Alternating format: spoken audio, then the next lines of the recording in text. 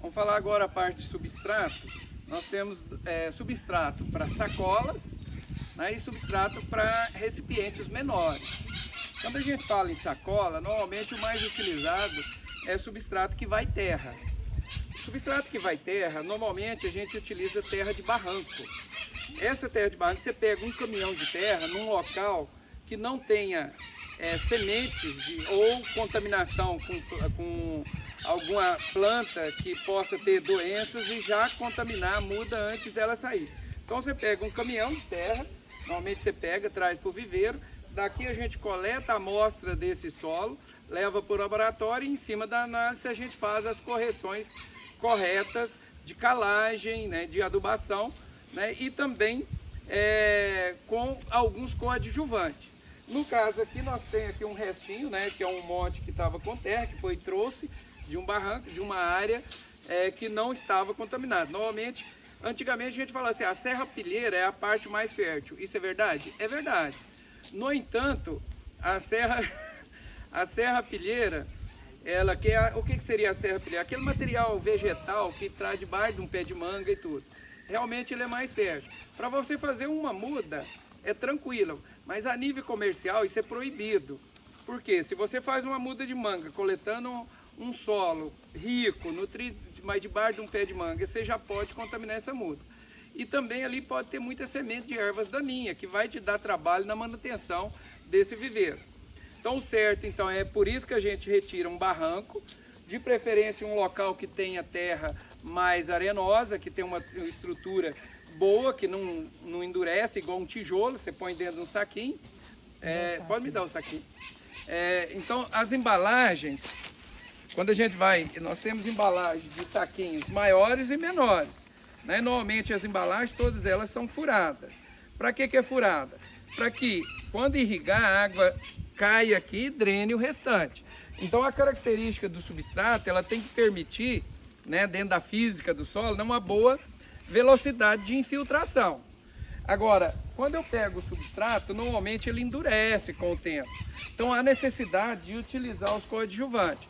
Então primeiro nós pegamos uma terra de qualidade, uma terra que não esteja contaminada, tá? Trazemos, fazemos a análise dele, fazemos a correção com calcário e depois fazemos os coadjuvantes. Então aqui nós temos sacos de esterco, né, ao lado, que podem ser misturados aqui.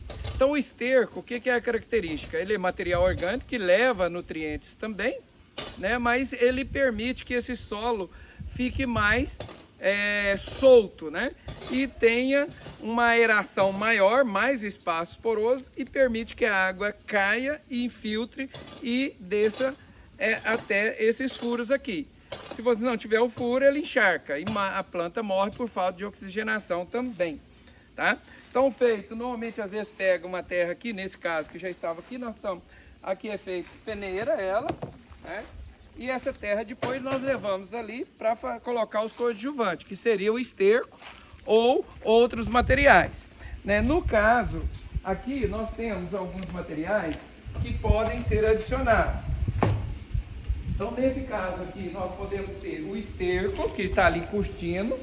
Então a hora que a temperatura já diminuir, nós temos um outro que é uma compostagem, que está sendo feito mais na frente. São materiais que a gente pode utilizar, restos vegetais, fez uma poda, né, fez uma roçagem, e todo esse material pode ser guardado, feita a compostagem e utilizado como coadjuvante.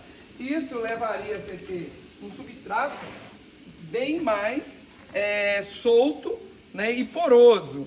Então quando eu coloco, né, eu vou ter mais aeração, que a gente vai estar em detalhe, cada um depois dá uma lida na apostila, onde a gente detalha toda essa questão aqui da aeração, da capacidade de infiltração, a irrigação. Porque normalmente também, às vezes você tem a sensação, você pega preenche ele com um solo muito argiloso, um solo mais duro, ele vira um tijolo. A água penetra e sai embaixo também, sem umedecer o centro do saquinho. Seria outro problema. Agora tem um outro, nesse caso aqui, nós vamos passar por um outro substrato. No caso que nós estamos utilizando aqui, embalagens menores, que são os tubetes. No caso do tubete, pode que é uma embalagem curta, pequena, muito pequena, se a gente colocar terra, normalmente não funciona. Aquele substrato para tubete não é o melhor, porque ele concentra aqui numa área pequena e toma lugar da raiz. Então a gente utiliza, a recomendação para tubete são substratos muito mais porosos, né, com densidade que não ultrapasse aí 0,6, ou seja, 1,6 kg, isso é o limite. No entanto, a gente tem substratos comerciais que a gente trabalha com uma porosidade muito maior do que isso. Então, são um substrato como esse aqui, ele vem ali com a característica que é 1 litro pesando 300, 400 gramas. E com uma umidade também em torno de 150, de 50%. Tá? Para a gente conseguir um substrato com essa qualidade, né, normalmente a gente utiliza materiais, substratos que utilizam resíduo. Para cada região, eu tenho uma composição mais refinada.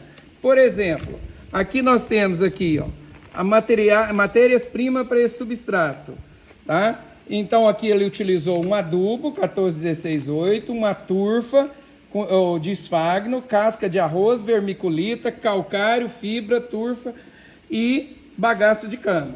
Então isso aqui é um exemplo de um produtor de substrato.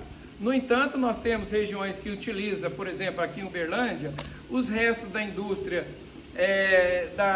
de cerveja, que pode ser utilizado para fazer compostagem e substrato.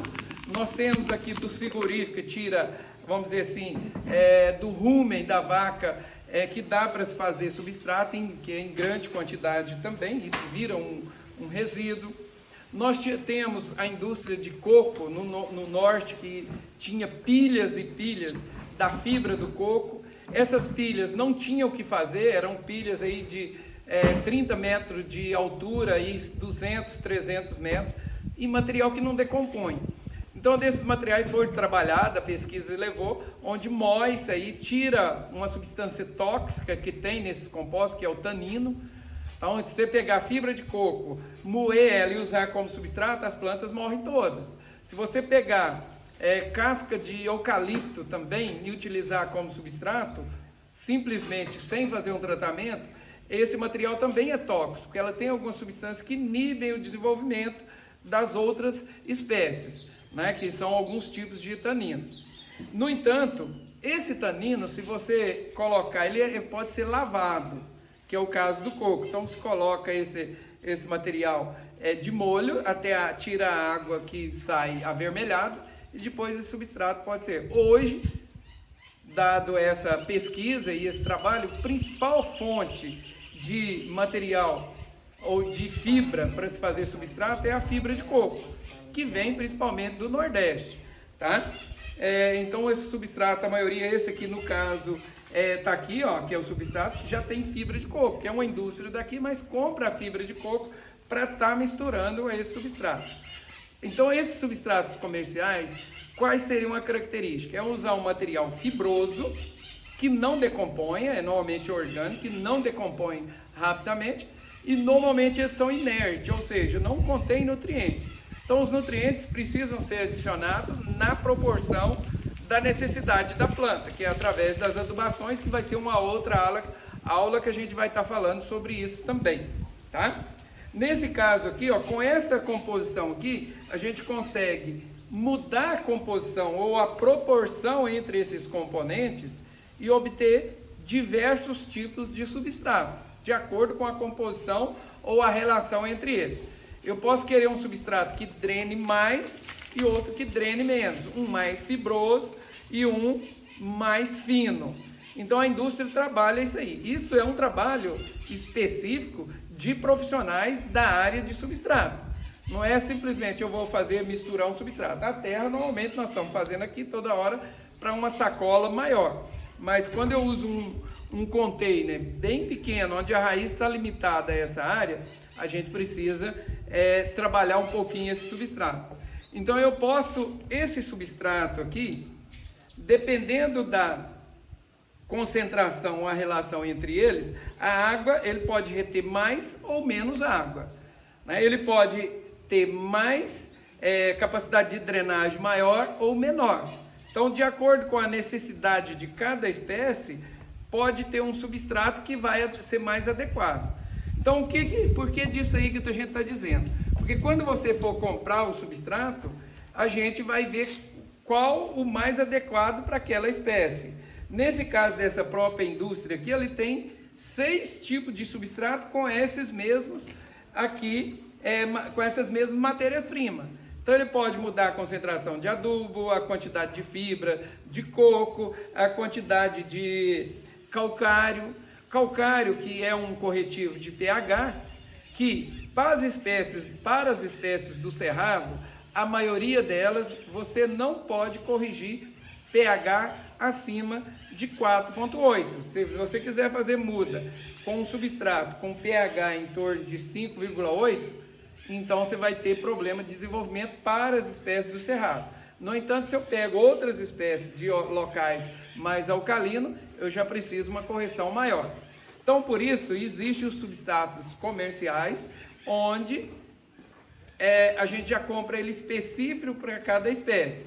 Mesmo você tendo o substrato específico, ele pode dar certo no seu viveiro e pode não dar certo para o viveiro do vizinho. Por quê? Se eu coloco aqui um substrato que tem uma drenagem maior, significa que o rigor na irrigação vai ter que ser maior do que um que coloca um substrato mais compacto, que vai demorar mais drenar a água que eu coloco aqui. Então, vamos supor, um produtor que não tem um sistema de irrigação, que tem um manejo que permite eu fazer um controle mais rigoroso dessa irrigação, às vezes ele prefere colocar um substrato que tem uma densidade maior, que a água retém mais tempo aqui. Aí ele faz um número de irrigação menor durante o dia. O outro que já tem, quanto mais eu manter a umidade dentro do ideal, melhora o desenvolvimento da planta, tá? No entanto, nem sempre isso é possível, que agora a gente vai estar mostrando ali o painel de controle da irrigação, para a gente entender isso aí.